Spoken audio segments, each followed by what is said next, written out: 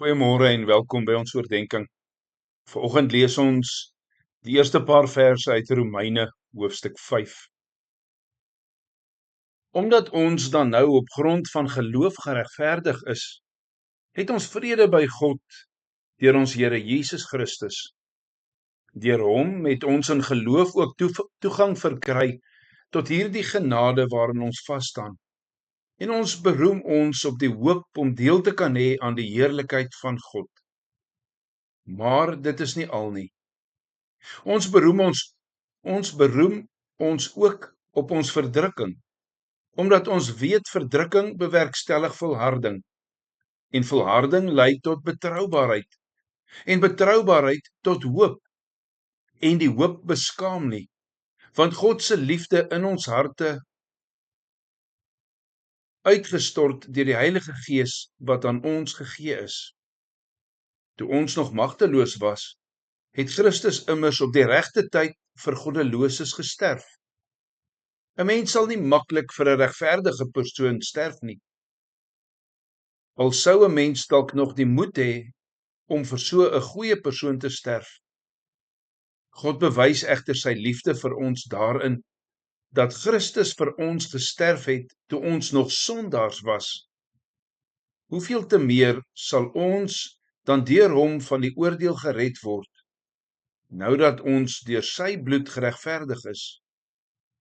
As ons, toe ons nog vyande was, met God versoen is deur die dood van sy seun, hoeveel te meer sal ons deur sy lewe verlos word, nou dat ons met hom versoen is. Maar dit is nie al nie. Ons vind ons roem ook in God, deur ons Here Jesus Christus, deur wie ons nou die versoening ontvang het. Geliefdes, die derde vrug van die Gees waarna ons kyk, die derde vrug van die Gees wat in Galasiërs 5 vir ons gegee word, is vrede. Hierdie vrede is beide 'n objektiewe vrede wat ons met God het en 'n subjektiewe gevoel van welstand wat die gelowige het terwyl ons in hierdie wêreld is.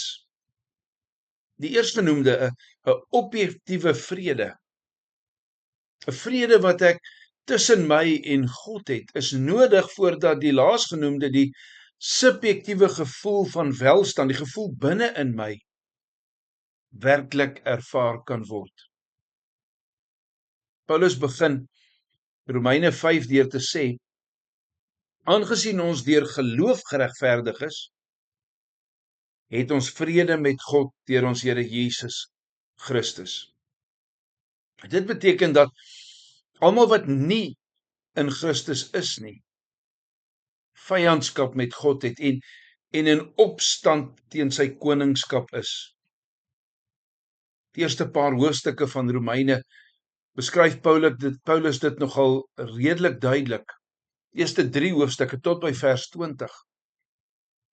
Psalm 7 vers 12 tot 13 skryf Dawid, God is 'n regverdige regter, 'n God wat elke dag sy verontwaardiging toon. Dan sê Dawid, as iemand hom nie bekeer nie, maak hy, dit is God, sy swaard skerp, en hy span sy boog, en hy lê daarmee aan. Elke mens is sondig, en elke mens verdien die toorn van God. Die woord wat hier in Grieks vertaal word met toorn is orge.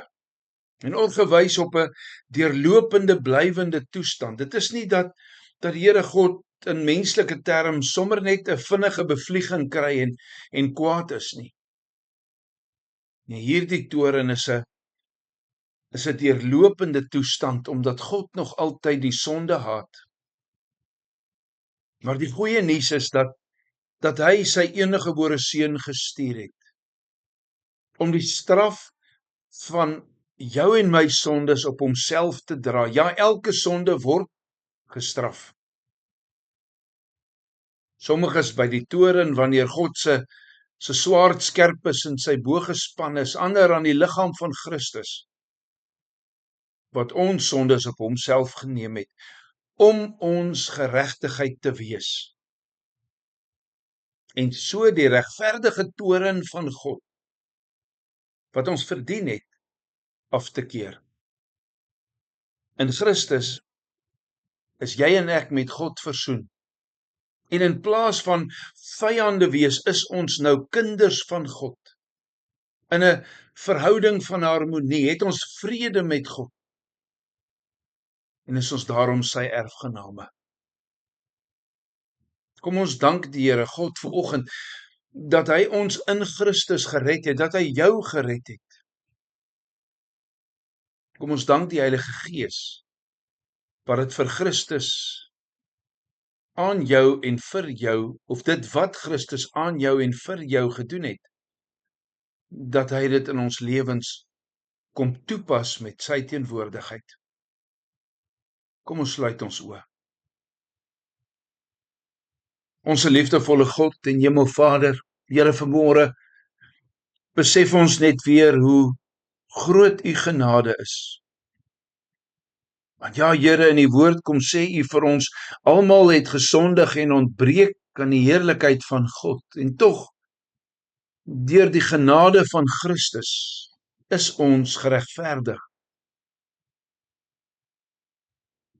Dankie, Here, dat u ons geregtigheid was, deur aan 'n kruis te sterf.